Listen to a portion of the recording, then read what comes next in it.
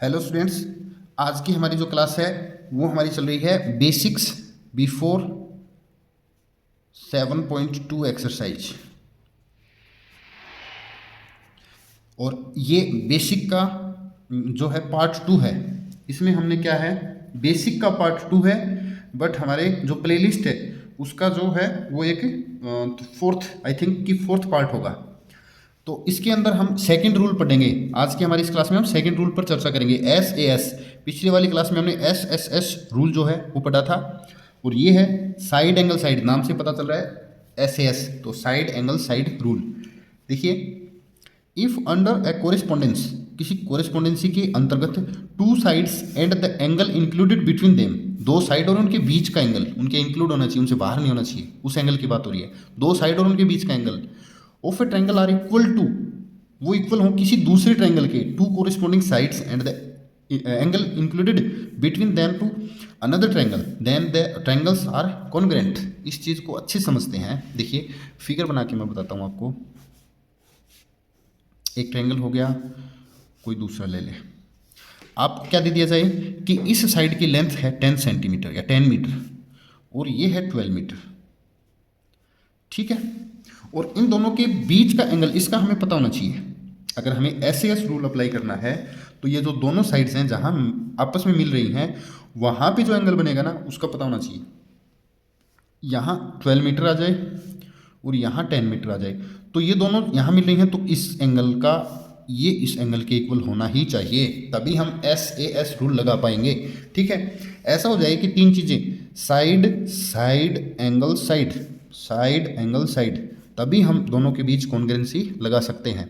ऐसा नहीं हो, कभी भी ऐसा नहीं हो कि जैसे एक और फिगर बनाता हूँ मैं। देखिए, हमें ये तो दे दिया 5 मीटर, ये दे दिया 4 मीटर, और इस एंगल का पता है 60 डिग्री, ओके। अच्छा, अभी एक और ट्रायंगल दे दिया हमें 5 मीटर 4 मीटर, ठीक है, और ये दे दिया 80 डिग्री या 60 ले लो, चलो 60। तो आप इस कंडीशन में हम कहेंगे साइड के बराबर साइड है और साइड के बराबर साइड है और एंगल के बराबर एंगल है, तो एस ए एस लग गया। तो ऐसा कभी नहीं हम कर पाएंगे। क्यों नहीं कर पाएंगे? क्योंकि दोनों साइड के इंक्लूड जो एंगल दे रखा है ना, तो उन दोनों साइड का इंक्लूडेड एंगल ही हमें देना चाहिए, बाहर वाला एंगल नहीं होना चाहिए। और ऐसा भी नहीं होना चाहिए कि यहाँ दे दिया यहाँ दे दिया जाए, तो भी नहीं होना चाहिए। दोनों साइड जहाँ मिल रही हैं वहीं पे एंगल है, हमें वो पता होना चाहिए, और उसकी कोरिस्पोंडिंग जो अलॉन्ग साइड दूसरा ट्रायंगल होगा उसमें भी सेम टू सेम ऐसा ही होना चाहिए, ठीक है। तो ये वाली चीज़ हमारी अप्लाई होगी। इसमें अप्लाई करेंगे तो फिर देखिए, हम ये कह दूं मैं A B C P Q R, तो कोरिस्पोंडिंग पार्ट्स जो है इक्वल होंगे। तो यहाँ देखेंगे हम दोनों साइड के बीच, पहले तो हम क्या देखेंगे कि एक साइड और एक साइड, दो साइड के बराबर है और उनके बीच का एंगल बराबर है, तो फिर श्योरली थर्ड साइड थर्ड के इक्वल होगी, बिना दिए होगी, ठीक है। तो हम यहाँ क्या लिखेंगे, जो ए है उससे 10 सेंटीमीटर निकल के एंगल पे जा रही है, ठीक है। तो कहाँ से 10 सेंटीमीटर निकल के एंगल पे जा रही है? पी से। तो ए और पी बराबर होंगे, ए रिप्लेस्ड विद पी। इसी तरह से ए और बी, सॉरी 10 और 12 आके मिल रहे हैं बी पर, तो 10 और 12 आके मिल रहे हैं आर पर, तो बी आर, बी होगा आर, ठीक है। थर्ड बच गया सी, इसमें थर्ड बच गया क्यू। एक मिनट, ए का क्या लिख दिया, ए का क्यू, ए का पी, बी नहीं पी, पी पी, ओके। तो हम कह सकते हैं hereby S A S rule. S A S rule से क्या होगा, जो ट्रायंगल ए बी सी है, triangle A B C is congruent with triangle P R Q, P R Q, okay. और ये दोनों तो कोरिस्पोंडिंग कॉन्ग्रुएंट है ही नहीं, ये दोनों तो कॉन्ग्रुएंट है ही नहीं हमारे। अब देखिए, इसी के ऊपर बेस हम एक छोटा सा और मैं आपको बता दूं, जैसे क्या हो,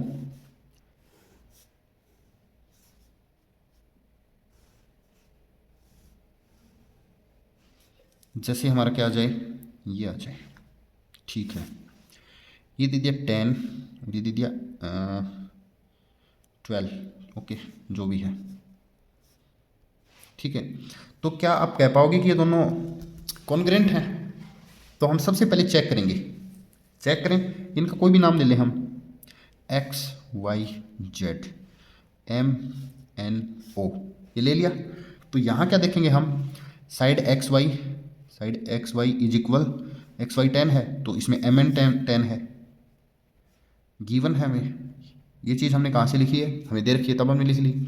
अच्छा वाई जेड 12 है, वाई जेड 12 है, वाई जेड 12 है, इसमें एन नो 12 है, ये भी गिवन है। थर्ड क्या है, angle X Y Z is equal 90 degree, 90 का साइन है ना, तो एंगल वाई बराबर एंगल एन, एन पे भी तो 90 है ना, ये भी क्या है, गिवन है। ठीक है, तो ये तीन चीज़ें हो गई ना। अब हम क्या देखेंगे कि साइड और एंगल, तो क्या ये एंगल दोनों साइड के बीच इंक्लूड है, तो हम देखेंगे 10 और 12 जहाँ मिल रही हैं, 10 और 12 हमारी जहाँ मिल रही हैं वहाँ पे एंगल बन रहा है, तो क्या उस ट्रायंगल के अंदर भी ऐसा ही हो रहा है, 10 और 12 जहाँ मिल रही हैं वहाँ पे तो 90 डिग्री बन रहा है। तो हम कह सकते हैं कि here in a triangle two sides and their included angle is equal to two side and included angles, two side and included angle of an another triangle are equal, so the given triangles are also congruent। अब हम यहाँ ये चीज़ देखने के बाद क्या कहेंगे, here because two sides and included, ये वाली चीज़ हम लिख देंगे ना, included angle is equal to and another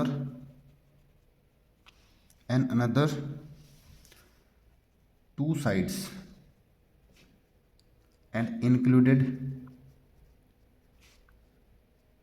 angle of a triangle of another triangle, so triangles be congruent, triangle आपस में क्या होंगे, कॉन्ग्रेंट होंगे। अब ये कॉन्ग्रेंट उसके होगा तो इसका क्या नाम होगा और उसका क्या होगा, तो इसका तो हम अपनी मर्जी से रख लेंगे। यहाँ देखेंगे एंगल एक्स, हम सॉरी वर्टेक्स एक्स किसके साथ, ये वाली चीज़ करके देखनी पड़ेगी हमें। एक्स क्या है, 90 डिग्री से जहाँ 10 वाली लाइन जा रही है वो एक्स है, तो 90 डिग्री से 10 वाली तो एम पे आ रही है, तो एक्स एम है के बराबर है। ठीक है, उसी तरह जहाँ 90 बन रहा है वो वाई है, तो उसमें 90 बन रहा है वो है एन। अब थर्ड कौन बच गया, जेड, और उसमें ओ, तो Z is replaced with O, तो इसका नाम अगर मैं दे दूं X Y Z triangle, so triangle X Y Z is congruent with M N O. ठीक है, तो ये हमारा रूल है SAS। ओके, आई होप कि आप अच्छे समझ पाए होंगे। अभी भी थोड़ी बहुत अगर कमी रहती है, क्योंकि इस चैप्टर में थोड़ी बहुत कमी अक्सर रही जाती है, तो हम इस पे बेस्ड एग्जाम्पल है हमारे बुक के अंदर, एग्जाम्पल 4 और 5, वो एग्जाम्पल सोल्व करते हैं तो और अच्छे से हम समझ पाएंगे। तो चलते हैं एग्जाम्पल नंबर 4 पर। देखिए, ट्रायंगल ABC और ट्रायंगल DEF, मतलब कुछ मेजरमेंट्स ABC के दे रखे हैं, उसी के अलॉन्ग कुछ DEF के दे रखे हैं। तो आपको ये बताना है कि ABC और DF दोनों क्या हैं, ABC और DEF जो हैं वो कोरिस्पॉन्डिंग मतलब कॉन्ग्रेंट होंगे या नहीं। तो देखिए example 4, given below are measurements of some parts of two triangle, दो ट्रायंगल हैं उनके कुछ हिस्से दे रखे हैं। Examine whether two triangles are congruent और नॉट, कॉन्ग्रेंट है या नहीं ये देखना है by using SAS congruence rule. If triangles are congruent write them in symbolic form, symbolic form का मतलब क्या हो गया, ऐसे ABC लिख के और बीच में कॉन्ग्रेंस का साइन लगा के PQR ऐसे लिखना है। ठीक है, तो अभी हम देखेंगे फर्स्ट जो हमारा है ए पार्ट का अगर मैं एक फिगर बनाना चाहूँ, ठीक है, देखिए in part A, solution of part A ABC, छोटा सा फिगर लेते हैं हम ABC में AB 7 है, ठीक है, BC 5 है, ठीक है, B पे 50 डिग्री है, ठीक है, हो गया। उसी तरह कोई और ट्रायंगल हमको दे दिया जाए, इसी के हिसाब से लेंगे। DE 5 है तो इसमें 5 ये है, D से E 5 है, इसकी तरह बनाने की कोशिश कर रहा हूँ ना। EF 7 है, EF 7, चलो EF 7 दे दिया, ठीक है, कोई दिक्कत नहीं है, हो गया। अब हमारा E50 है, ठीक है। तो अब बताइए ये दोनों ट्रायंगल आपस में कॉन्ग्रेंट है या नहीं, कॉन्ग्रेंसी चेक कर लेंगे हम, क्या दिक्कत है। एक 7 एक 5 है, एक 7 एक 5 है, दोनों के बीच में 50 बन रहा है, दोनों के बीच में 50 बन रहा है। हाँ, उल्टे सीधे लिख दिए कोई बात नहीं है, तो दोनों आपस में क्या होंगे, कॉन्ग्रेंट होंगे। तो हम लिखें कैसे इस चीज़ को, here in given triangle,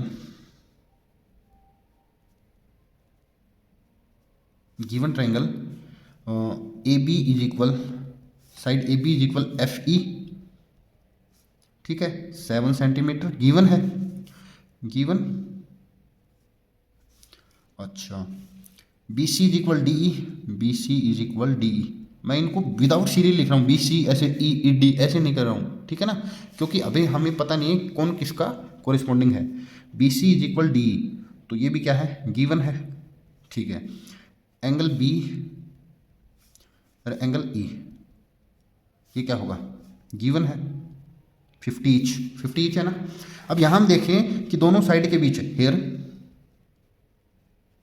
given angles are included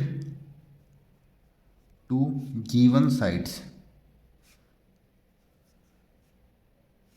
given sides, so by SAS rule. SAS rule से क्या होगा, अब देखिए, क्योंकि ए बी सी, ए कौन है, 50 से 7 सेंटीमीटर वाला, तो 57 सेंटीमीटर वाला एफ है, तो ए एफ। बी पे 50 है तो इधर ई पे 50 है, और सी जो मतलब थर्ड बच गया वो सी है, तो थर्ड इसमें कौन बचा, डी बचा है, थर्ड इसमें डी तो बचा, हाँ ठीक है। तो सिंपलिक फॉर्म, ये कॉन्ग्रेंट है, यस कॉन्ग्रेंट है, तो सिंपलिक फॉर्म लिख दो, in so we have A B C, triangle A B C is congruent with triangle F E D, F E D. ये हमारा सिंपलिक फॉर्म का फर्स्ट का जो है हमारा आंसर हो जाएगा। अब हम क्या है इसके सेकंड पार्ट पर चलेंगे। सेकंड पार्ट देखिए, बी पार्ट, ए बी 4.5, ऐसे मैं ट्रायंगल बना लेता हूँ, वही काम करेंगे हम। ट्रायंगल में रफ फिगर में रफ से बना रहा हूँ, हमेशा पेंसिल से ड्रॉ करेंगे आप, और हमेशा क्या है फेयर इनको बनाएंगे, ठीक है। ए बी ए सी 4.5 दे दी हमें, ए से बी 4.5 दे दी, ए सी 4 है, ए सी 4 दे रखी है, और ए पी 60 डिग्री है, ए पी 60, ओके। ऐसे ही एक और ट्रायंगल हमें लेना पड़ेगा, थोड़ा बड़ा ले लेते हैं। यहाँ देखिए डी ई 4 है, तो ये 4 है ना, तो डी से ई की ओर 4 ले लो, ठीक है। अब एफ डी 4.5, एफ डी 4.5, ठीक है, और डी 55, ठीक है। ये फिगर मैंने अकॉर्डिंग टू गिवन क्वेश्चन बनाए हैं, क्वेश्चन में ऐसा दे रखा है 4 है, 4.5 है, 4 है, 4.5 है, 55 है, 60। तो यहाँ आप एक चीज़ देखोगे, अगर आप अगर केयरफुली नहीं देखोगे तो आपको लगेगा कि ये दोनों कोरिस्पॉन्डिंग है, लेकिन यहाँ देखो 60 और 55 है, इंक्लूडेड एंगल है, मतलब दोनों साइड जहाँ मिल रही है वहाँ पे एंगल है, दोनों साइड जहाँ मिल रही है वहाँ पे एंगल है। बट दिक्कत क्या हो रही है यहाँ पे, दिक्कत ये है कि दोनों एंगल तो इक्वल नहीं है ना, एंगल भी तो इक्वल होनी चाहिए ना, उसी के कारण हमें थोड़ी प्रॉब्लम आएगी। तो हम यहाँ कहेंगे हेयर इन गिवन ट्रायंगल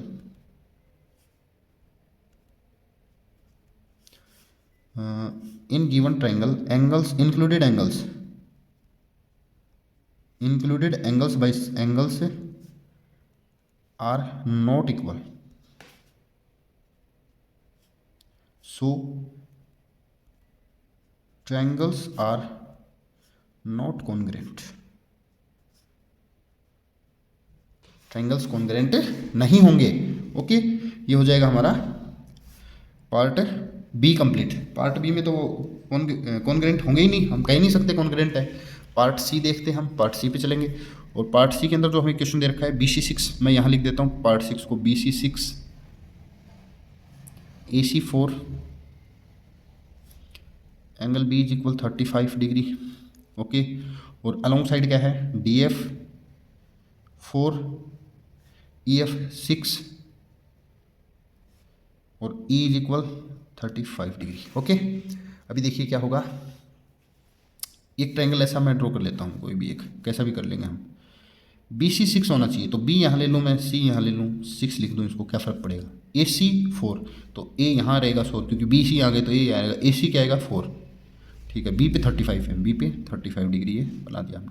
अब ऐसा ही एक ट्रायंगल और ले ले, हमें नहीं पता कैसा बनेगा, लेकिन हम रफ फिगर में इनको ले रहे हैं।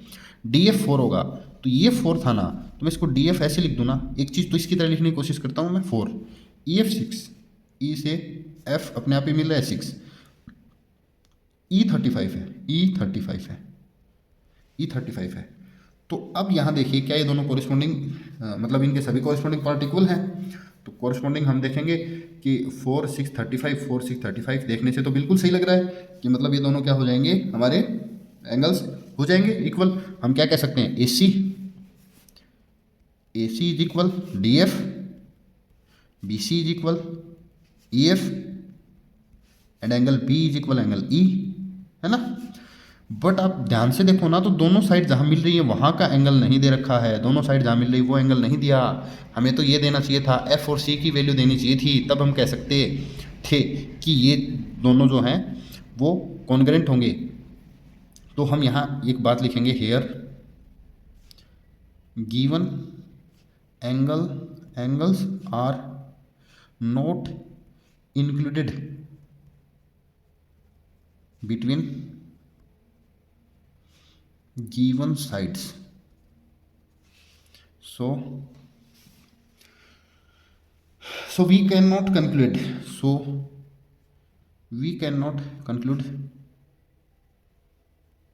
that the triangles are congruent। हम नहीं कह सकते कि दिए हुए ट्रायंगल कॉन्ग्रेंट है या नहीं, हम नहीं बता सकते हैं, क्योंकि हमारे पास जो इन्फॉर्मेशन है वो पूरी नहीं है, हमारे पास जानकारी अधूरी है। तो हम नहीं कह पाएंगे कि दोनों कॉन्ग्रेंट है या नहीं। क्यों नहीं है, इंक्लूड नहीं है ना। ये हमारा एग्जाम्पल नंबर 4। तो नेक्स्ट जो हमारा है एग्जाम्पल नंबर 5, उस पर चलते हैं हम। तो देखिए example number 5, in figure A B is equal A C and A D is the bisector of B A C. B A C angle को बाइसेक्ट कर रहा है ए डी, मतलब इधर वाला टुकड़ा इधर वाले के बराबर छोड़ के वो जा रहा है। State 3 pairs of equal parts in triangle A B D and A D C. A B D की बात करें तो इसकी बात हो रही है, ए डी सी की बात करें तो इसकी बात हो रही है, ठीक है। इनमें 3 पेयर्स ऑफ इक्वल पार्ट्स बताओ, ठीक है, कौन से 3 पार्ट इक्वल होंगे। तो सबसे पहले देखूँ मैं इस answer in triangle A B D and triangle A B D और ए डी सी कौन सी 3 चीज़ें इक्वल हैं। साइड एंगल क्या इक्वल है। तो हम देखेंगे ए बी और ए सी बराबर है। पहली चीज़ तो क्या है, ए बी बराबर ए सी है गिवन साइड, ओके। दूसरा, ये वाला एंगल इसके बराबर है, क्यों, क्योंकि ए डी बाइसेक्ट करके जा रही है बी ए सी को, भी तो बोला है ना बी ए सी को ये बी ए सी को ए डी बाइसेक्ट करके जा रही है, तो इधर वाले के बराबर होगा। तो बी ए डी बराबर सी ए डी, ठीक है, बी ए डी इधर वाले का बी ए डी उधर वाले के सी ए डी के बराबर होगा। क्यों, क्योंकि क्या कह देंगे, ये भी गिवन है A D bisects, A D bisect करे इसलिए है। अच्छा, थर्ड चीज़ क्या है, ए डी, इसकी ए डी, इसमें ए डी है उसमें भी तो ए डी है, ए D is equal A D common, ये हो गया हमारा कॉमन, ये हो गया। तो ये 3 पेयर्स, 3 मतलब 3 पार्ट हैं जो इक्वल होंगे, साइड एंगल साइड, ठीक है। अब देखिए, is A B C is congruent to A D C, give reason. Answer, क्या A D C A B D का, A B D A D B A D C का congruent है। Yes, बिल्कुल है। क्यों है, देखिए क्यों है, क्योंकि ये 3 चीज़ें रही ना। Yes, triangle A D B is congruent with triangle A D C by first part above. इसमें फर्स्ट पे 3 चीज़ हो गए, तो इसमें हमने क्या देखा कि एक साइड के इक्वल, दूसरी के इक्वल, इंक्लूड एंगल के इक्वल। तो why, give reason by SAS congruence rule या क्राइटेरिया, ठीक है, ये होगा। अब थर्ड चीज़ बच गई, is angle B equal to C, give reason. क्या एंगल बी सी के इक्वल होगा। तो answer, yes, angle B is equal to angle C because corresponding parts of congruent triangles are equal मतलब सी पी सी टी, ये पूरी बात। So we can say angle B is equal angle C. ठीक है, तो ये हो गया हमारा पार्ट थर्ड। और पार्ट थर्ड के साथ ही हमारा एस जो है, एस रूल, उसका बेसिक कंप्लीट हो गया है। नेक्स्ट हम पढ़ेंगे ए एस ए। तो आज की हमारी इस क्लास में इतना ही रहेगा, मिलते हैं नेक्स्ट क्लास में। Okay, thank you.